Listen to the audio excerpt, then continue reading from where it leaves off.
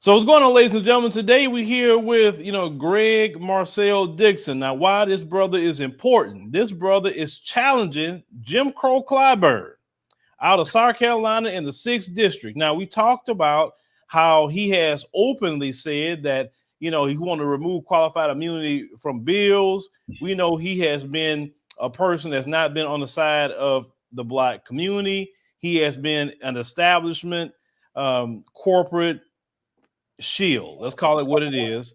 He got his money, and he don't really care nothing about black people. We talked about many times that younger black people need to run and remove people like Clyburn. So our brother here is registered and running against Clyburn, looking to gain his seat. So, brother Greg Marcel Dixon, thank you for joining us on the show today. Thank you for having me. All right. So I saw on Twitter you go by Marcel, correct? Yes, I go by my middle name, Marcel. Okay. So why did you want to run against Clyburn, Mr. Fish Fry Clyburn? Because I realize that voters deserve more than just fried fish from the politicians they elect. I was never involved in politics because of my religious background. My grandmother and mother were Jehovah's Witnesses, and that was my religious background, and they preached neutrality. And that was always the one thing which I could not quite agree with. But once I came across the reparations movement, and I came across the data that shows just how dire it is for Black Americans, those Black Americans who are descendants of American slaves. I like to use the term freedmen. When I realized that James Clyburn, after nearly 30 years in power, has the 6th poorest district overall out of the 435 districts in the United States of America, and the 3rd poorest for child poverty, and his district is 60% Black. So the majority of the people who are living in poverty look like you and I realized that something had to be done. Okay, so let me ask you a question. Why do you think people kept voting for Clyburn all these years? Because some people say, okay, well, if he's doing so bad and he's like have been a failure, which he has, because it's based on the people in his district he's supposed to be representing. Why do you think people kept voting for him for the past 30 years? So that's a myth that I want to clarify. It's a myth that I believed as well, because I'm also running on a platform of not just calling out Clyburn for his record and letting people know what I am going to do for them. I'm also running on a campaign of letting Black Americans know that we have been complicit in our own neglect. However, I wouldn't even say it's the majority of us. Clyburn's district has always had around 436 registered voters. And out of those registered voters, Clyburn first won his position in 1992. He has really exceeded more than 150 to 160,000 voters. He has not been primaried since 2002. The only time in his nearly 30-year career where he has exceeded 200,000 voters was 2012, which was a presidential election. That's when Mr. Obama won his re-election, and Clyburn was not primaried, nor was he challenged in the general election. Outside of that, however, he has never had more than 200,000 of the more than 430,000 voters in his district. To answer your question, however, why do people keep voting for him? It's a complex response. One, we have older Black Americans in my district who have seen progress in their lives. Like my great-grandmother was a loyal Democratic voter.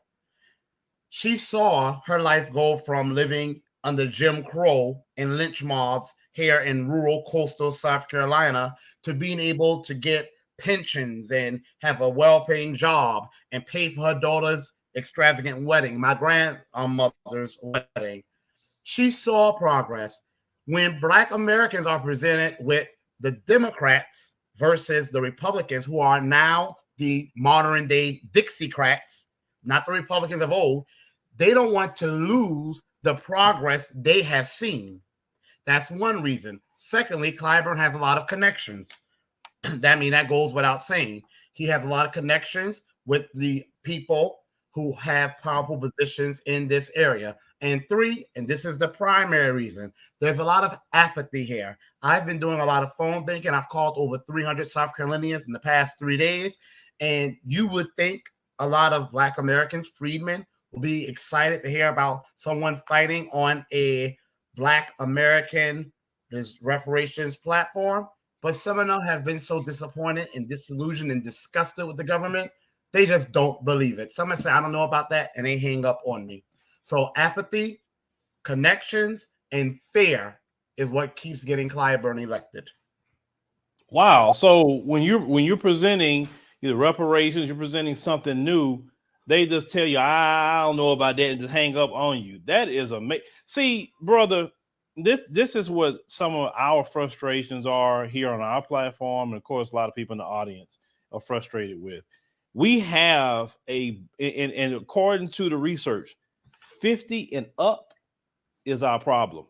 Not saying all, but those are the ones that's going to be against you more so than those that's under 50. You know, I will not know until the general election in November 2022, November 8th, 2022. But my reception has actually been a little better among the 50 and older crowd, believe it or not.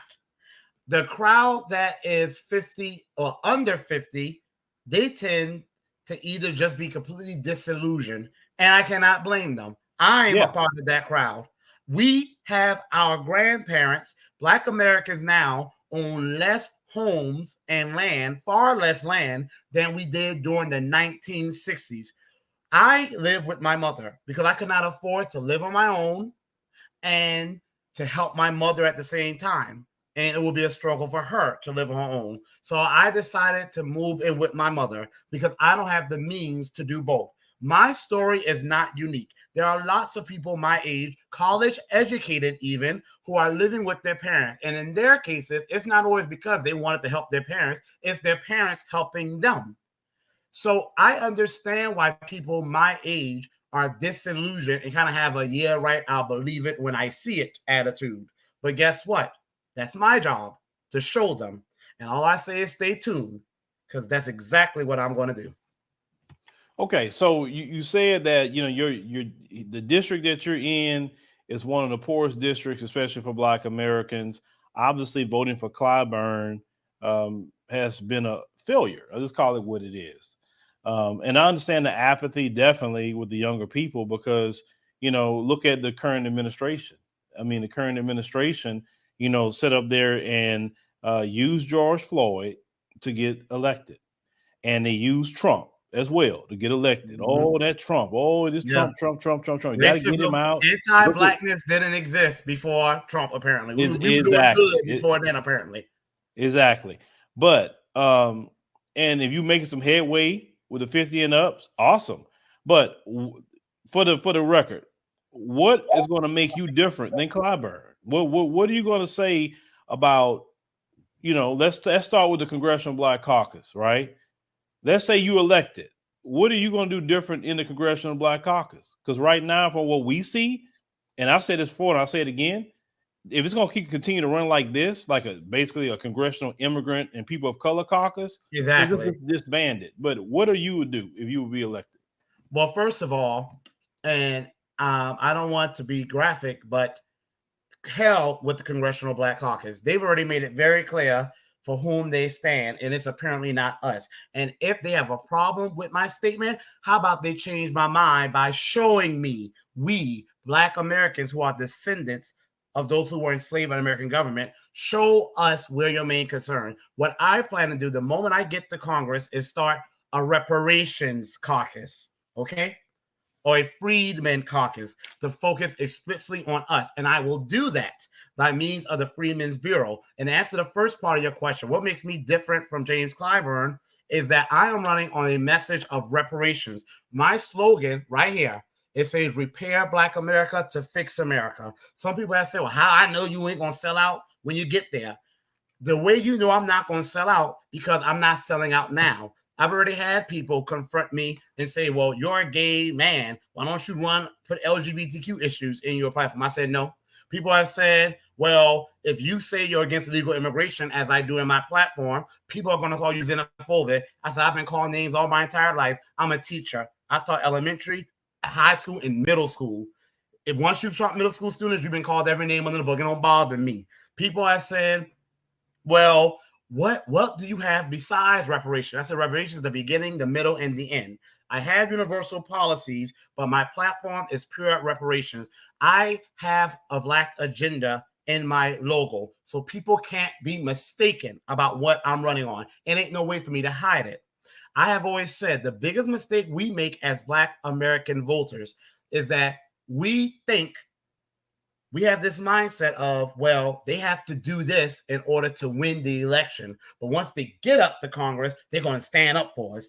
That's the mistake we were about to make for Jamie Harrison, who literally said when asked, what's your view on reparations? He said, well, what about poor white people? That's literally what that man said. And by the way, Jamie Harrison is a protege of Clyburn. No shocker there, right? People still had to believe that once he got to D.C., he was going to become, Malcolm X, MLK, Fannie Lou Hamer. No, I say to people, the way a person runs is the way they're going to govern. Because once you run a certain way, you are now going to be trapped, especially as a Black politician, to stay governing that certain way. Because if you switch up, because you done sold out, the people that you sold out in order to get their vote, they're going to run you out. So I say, even if I fail, which I'm not, I'm going to stand on what it is that I'm standing for. And if I fail, at least I knew I stood up for something. I'm standing up on a reparations message. I'm blasting that loud and proud and clear. Okay, so you say that what makes you different. So if you get, let's say you in talk about the CBC, awesome. But what do you feel Black Americans need now that Clyburn is not doing? Even your community in the 6th district, because they have a lot of needs. What would you address, quickly? Because people need to know that from, like, say, day one, this is what I'm going to start pushing. What would you push day one? The primary thing I'm going to push is land. I am Gullah. We are sometimes called Geechee, Gullah, or Sea Island Creole. We are descendants of our enslaved African forefathers who were brought here first from the Congo, the Kingdom of Congo, then from southern Nigeria, from Senegambia, and a small percentage from the Ashanti, which is now Ghana, the Gold Coast. We are their descendants. And because we lived on sea islands and we lived in very marshy, swampy, subtropical terrain, malaria was very high here, snake bites, alligators, flooding. It was extremely hot. We had the knowledge of growing rice and indigo. It was the first thing that made the 13 colonies a viable place for people to settle. It made South Carolina one of the richest areas in the world.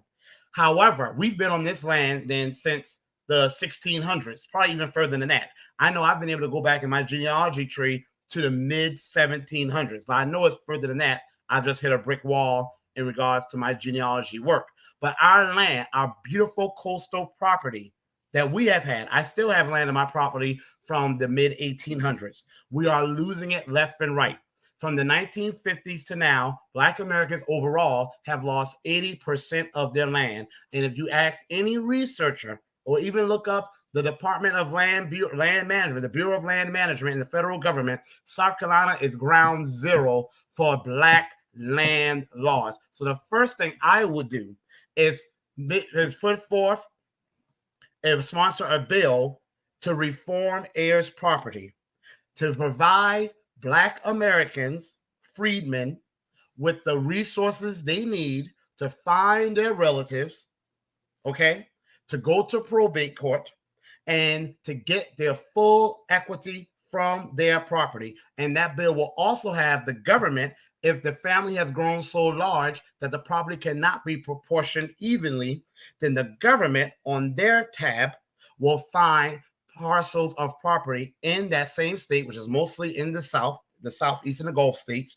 and give that person heirs property. That's the first thing I'll do. Secondly, I will put forth a push to amend the Constitution. There's been a lot of talk about police brutality and defund the police. My plan is a public safety plan. But one easy step that can be taken, because police officers who break the law definitely need to be held accountable and be held accountable to the full extent of the law, federally speaking. The Constitution says that an officer cannot knowingly deprive someone of their civil rights. Take out the word knowingly and replace it with recklessly, which says that an officer should know better. And right there, that changes the game. But the main thing is land, helping my people keep their land, get their land back, and get equity, which will automatically put billions and billions and billions of dollars in Black America. Okay, so let me ask you a question here. You know, looking at your website and everything, you talked about a class protection status for, you know, Black Americans that descended from, you know, enslaved people by the American government. Now, we know they had the Asian hate crime bill, and they could have easily, the Congressional Black Caucus could easily fought for Black Americans to be part of that bill, and they did not.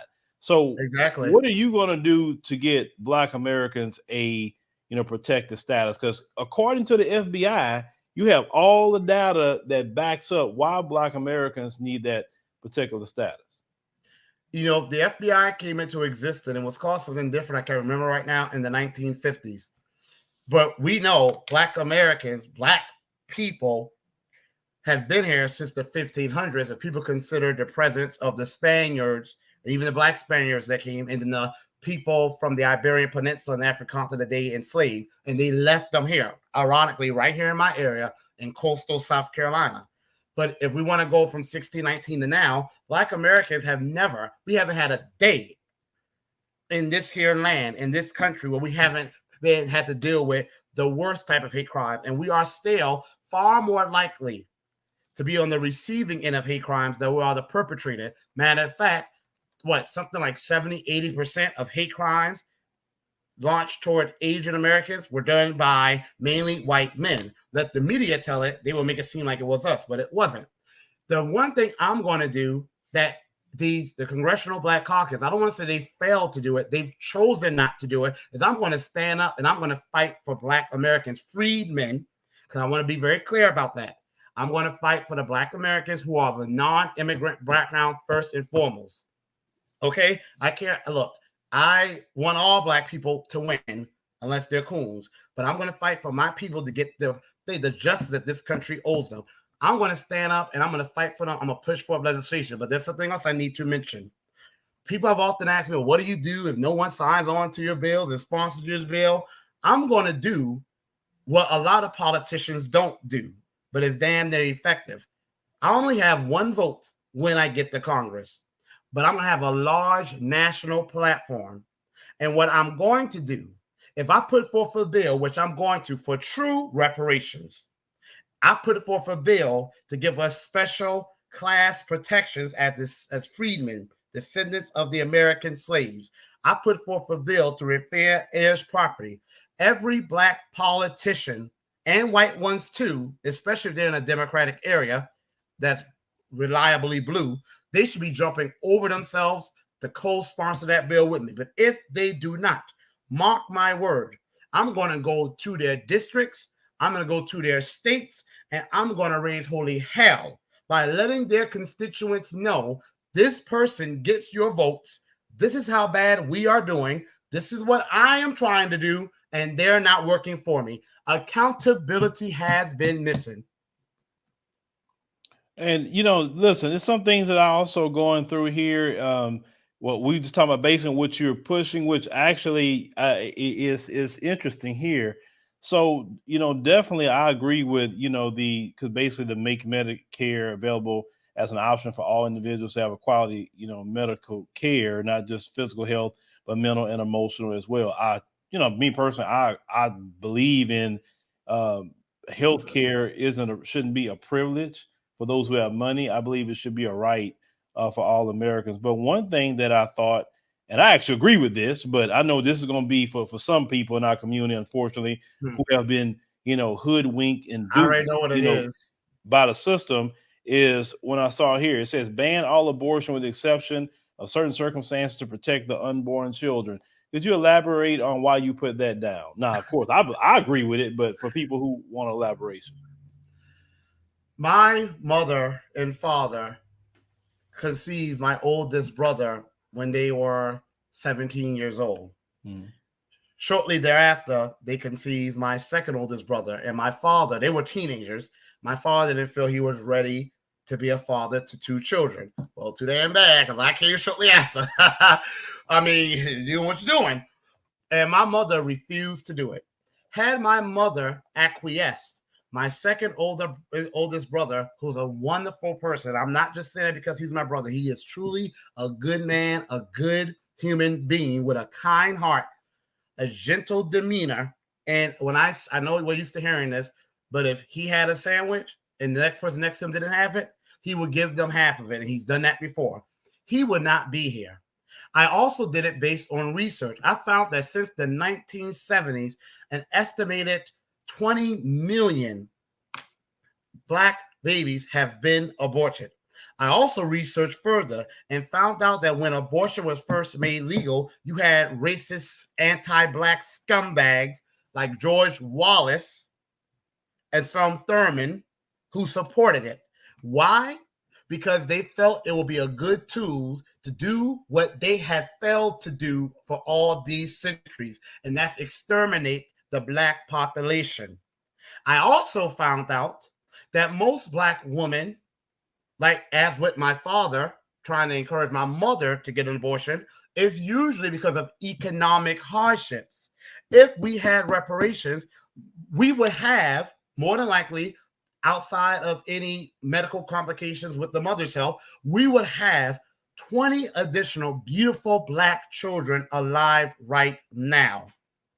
So I have realized that abortion, notice all the issues we have as Black Americans, where are all these white liberals, these white allies, these white feminist women? Where are they when Black Americans are getting gunned down by the police? Where are they when the report came out that Black men now have the shortest life expectancy in America and Black women after them? Where are they when Flint, Michigan, and Denmark, South Carolina, here in my district, don't have clean water? Where are they? We're going to the worst schools, and you got creosote poisoning in Houston, Texas, and Cancer Alley in Louisiana, and toxic soil and air right here in my district in Charleston, South Carolina. You notice how they only come out when they want to make sure we have a right to an abortion? People will say what they want to say, but this is the same country that did the Tuskegee medical experimentation, the radiation experimentation on us. And I strongly know that this country pushes abortion, these white liberals, as much as they can, as a way to depopulate the Black population. So, one, I want to see more Black children. I'm a teacher, and the majority of students I've taught are Black children, and Black children are wonderful. I hope to have some myself, okay? And I want our people to be able to give birth, not die from giving birth, as is in the case now, but be able to give birth. People who get all riled up about abortion, they need to get riled up about the fact that when Black women have children, they're 5 times more likely than a white woman to die, 5 times more likely than a white woman to die, more likely than women who live in developing nations like the Philippines. So that's what I will say to those people who get riled up about that. Now, something else you have here, which is interesting, but I actually agree with that as well. It says reward police departments that have no outstanding racial disparities in their policing. Now, what do you mean by that? Unfortunately, we know we live in the United States of America, and anti-Blackness, I hate saying racism, I have a habit of saying that, anti-Blackness is built into every institution in this country. And the public safety institution is no exception. I want you to look at reports of police officers that have actually stood up and done the right thing. There was a police officer who came across a recording of some of his fellow officers making anti-Black jokes. There have been police officers who have framed about entire towns of Black men in rural areas. And it was only because other police officers came forward and revealed it that it stopped.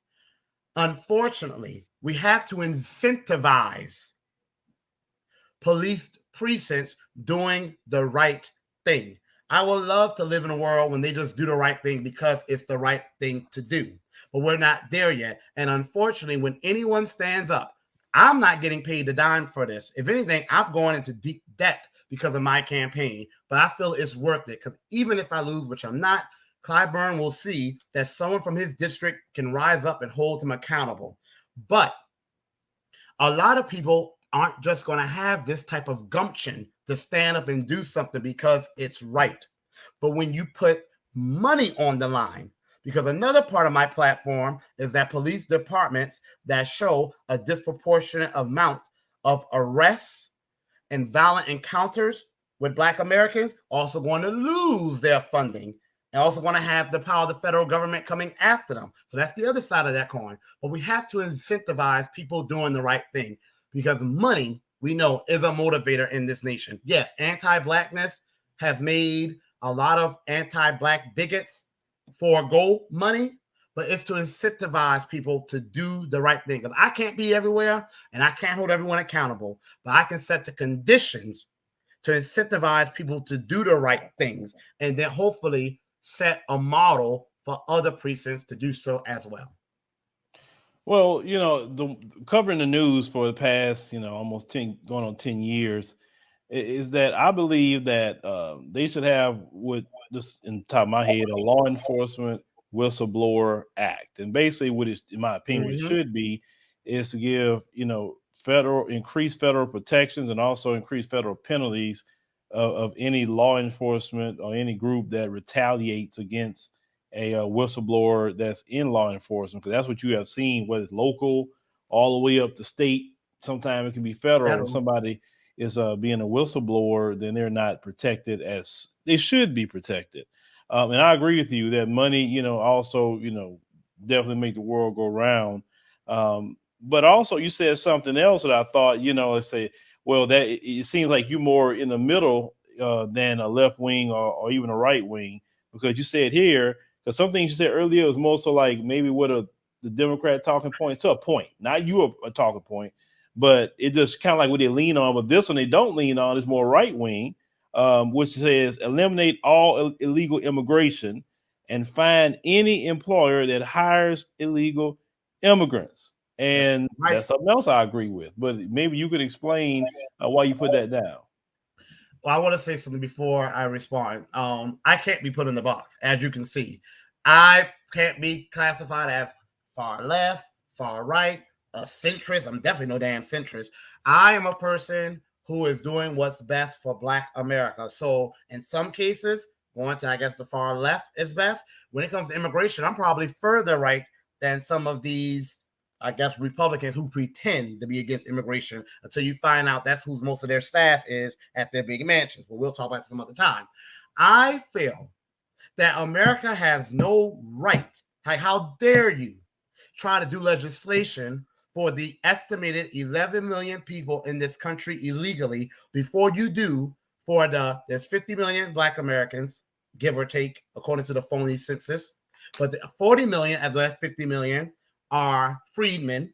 How dare you try to do anything for people who came into this country illegally and have not been in this country nearly as long as freedmen have, and you haven't done right by us? How about you try making us full citizens first, where we don't have the lowest wealth, the lowest income, the shortest lives, the worst schools, the highest rates of homelessness, and owning less homes and property than we did now than during the 1960s. But even when we was at our peak, it still wasn't enough.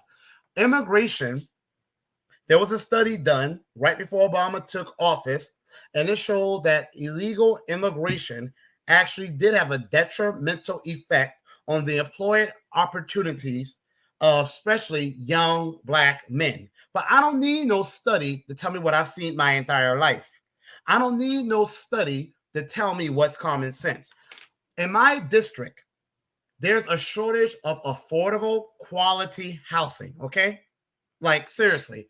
When I used to have an apartment, when I had my own apartment, I was looking for an apartment to rent. It was very hard finding one, and then even harder finding one I could afford. It's even worse now because the population in my area has soared. It doesn't take a rocket scientist to know that if you bring in an extra 4,000 people and there's already a shortage, that shortage is going to be exacerbated. And being that we as Black Americans have the lowest wealth, we should have the most, we have the lowest, it's no surprise that we are going to be the ones most hurt by being able to access affordable quality housing. Is it any surprise why we have the highest rates of homelessness? No, it doesn't take a rocket scientist that when Black Americans, we have fought for equality. We ain't got it yet. We have fought for equity. We sure as hell haven't gotten that yet. To get paid in an equitable manner. We used to do all the construction jobs around here, lawn maintenance, carpentry, all of that in my area, which was once and still is one of the blackest areas, was done by Black Americans. It doesn't take a rocket science if you get an influx of a group that's competing for the same jobs.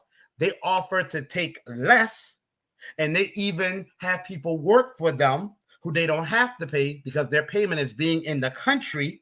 It doesn't take a rocket scientist to see how that is going to hurt the group that is at the bottom of the totem pole. And that's exactly why, if you look at the latest report, the wealth of Hispanics, that's the largest group demographic that makes up the group of illegal aliens, has grown the fastest, while Black Americans is at the bottom and is stagnating.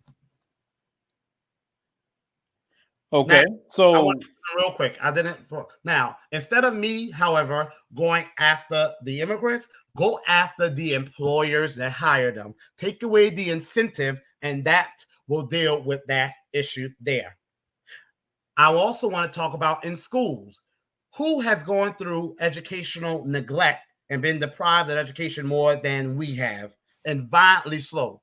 Yet, if you go to public schools, I'm a teacher, and I know this, millions and millions, billions of dollars actually, are spent in programs to help teach students, and a large percentage, we can't ask this, but look, I know, and we all know, are the children of illegal aliens, how to master the English language.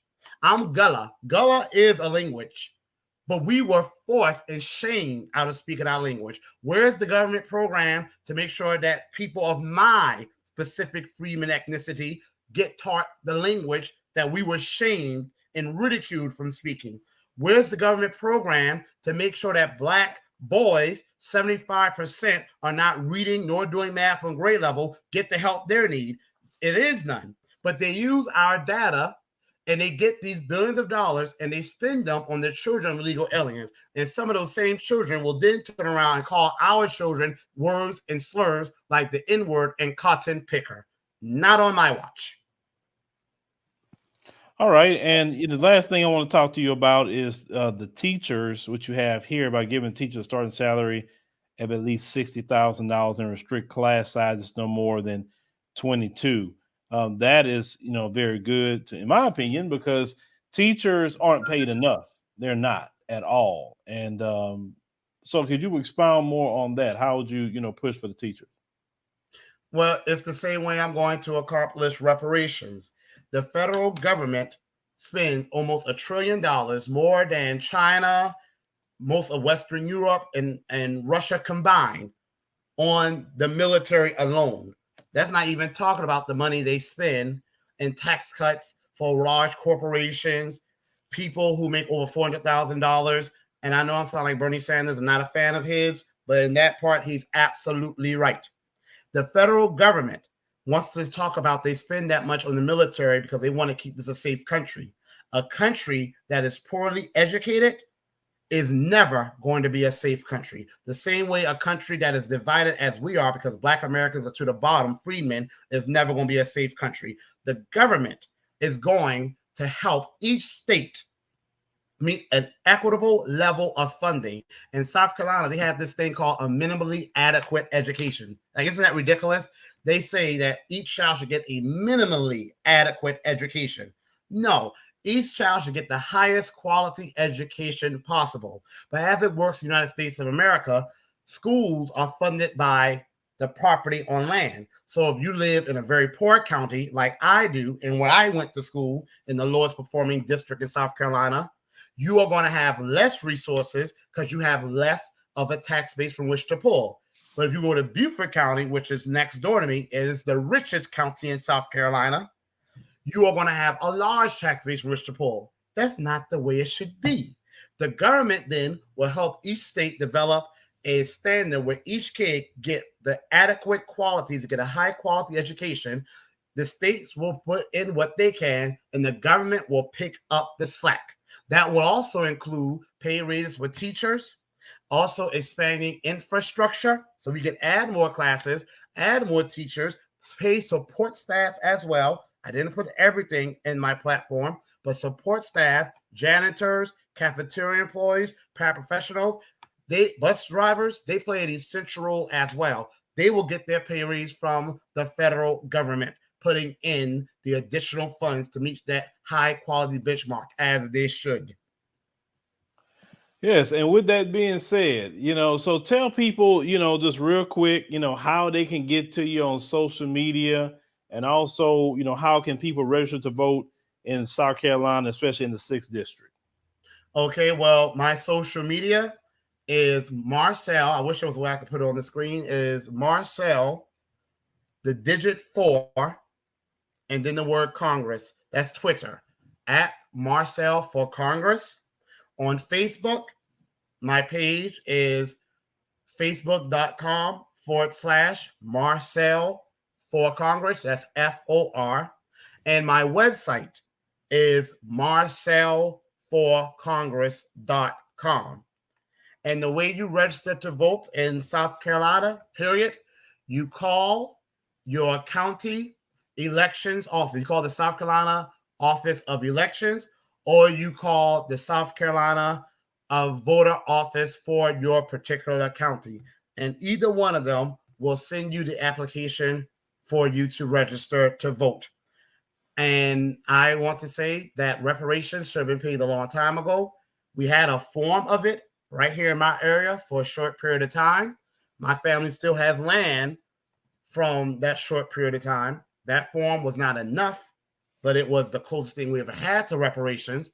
And I want to say, people say it's never going to happen. Stop saying that. That's cowardly. We were told abolition was never going to happen and slavery ended.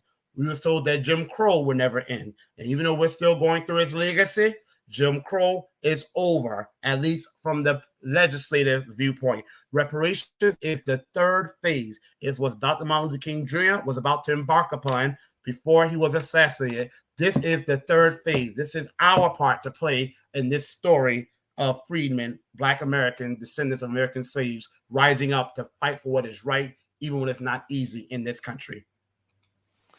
Now, ladies and gentlemen, make sure those of you in South Carolina, make sure you register to vote. Some of you in South Carolina watch our show. You could be in the 6th district.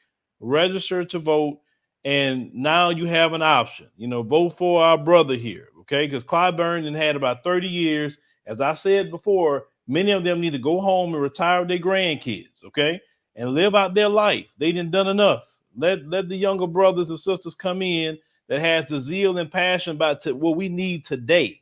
Understand? To what we need today. So make sure register to vote.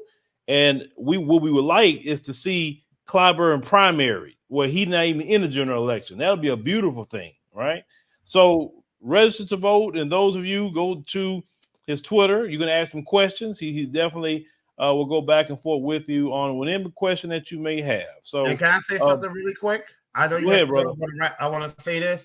Clyburn, his age is a non-factor to me. If he was in government for 30 years and he was getting us good results, he can be as old as Methuselah. I wouldn't mind him staying. But to be in there that long and have the 6th poorest district and the 3rd poorest for child poverty out of 435, and then to write a reparations bill for Catawba Native Americans that were used to help hunt down our ancestors who tried to escape slavery, it's inexcusable. So whether he was 100 or 30, his record shows he has to go. Well, that's a good point. But, I'm just saying my position. I just think that the younger people should be coming in with fresh ideas. And that's just, even in the right wing or whatever, they already got their youngsters already coming in now. And that's a big problem that we have in our community. Yes. We don't let the young brothers and sisters come in and bring in that new energy, the new zeal, and to focus on the problems that we have today. So, you know, brother Marcel, we thank you for coming on the show today. We greatly appreciate it, and we hope you win your election. Thank you, and I will. Thank you for having me. Thank you, everyone. Colonization never ended in the white supremacist system. And as we see today, the colonization is in the mind. Now, those who have been enslaved and those who have been colonized, we're still dealing with the remnants of that through the colonization of the mind. Pick up my book, 7 Steps to Decolonize the Mind, and we will help deprogram you from the colonization that was put upon you by generations and generations of white supremacy. You can pick it up today on Amazon.com.